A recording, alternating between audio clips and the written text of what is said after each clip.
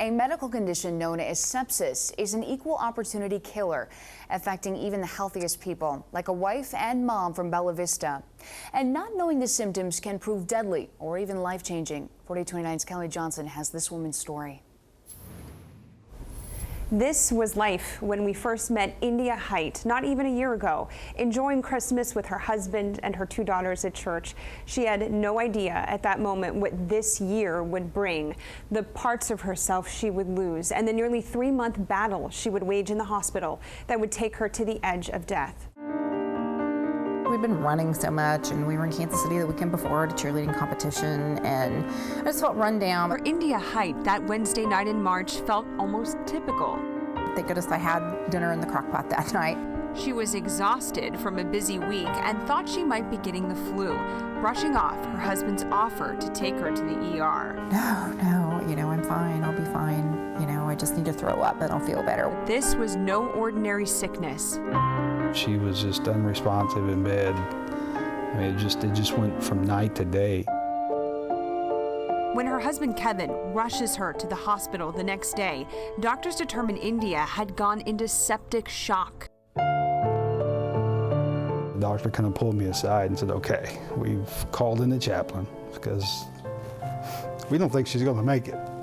And so it was rough. Those tumultuous minutes turn into torturous days. India suffers a heart attack, and doctors put her on life support and induce a 10-day coma.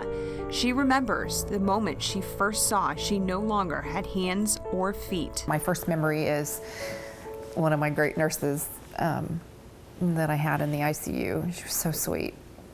And her saying, "I see you looking down at your feet. Do you remember we talked about this?" And I was shaking my head no. And she said, "Remember, I told you that your feet died," or something to that effect. They died and we had to take them off to keep you alive. When you move into septic shock, your organs start to shut down, and what that does is it shuts off blood circulation, and we see lots of amputations from sepsis, unfortunately. Tom Heyman, executive director of the Sepsis Alliance, describes sepsis as the body's fast-moving and overwhelming response to any kind of infection. Sepsis is when that inflammation, that inflammatory response goes haywire, and your body actually starts to attack itself. Didn't have a clue. Never heard about it. Didn't understand it. Kevin and India weren't alone. Half of all Americans don't know the signs of this medical emergency. Every hour that passes without treatment, a person's chance of death goes up almost 8%. I think we calculated she had about 11% chance of survival. Doctors later determined India's sepsis was brought on by E. coli. This is a medical emergency, and I think that's our key message, is that it's not something to be taken lightly.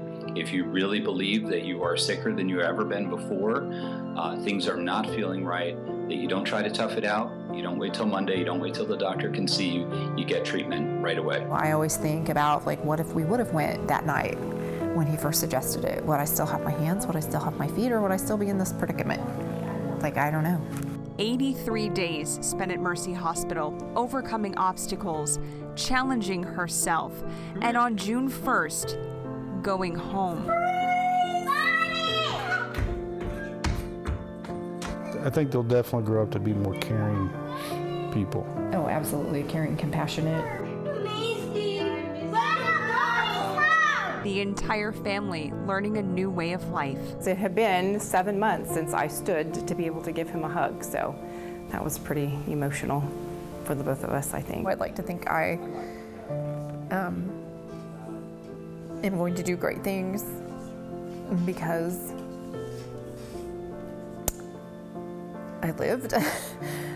I don't know what that is. Hopefully, you allowing me to share my story will help save lives. Love you. Love you.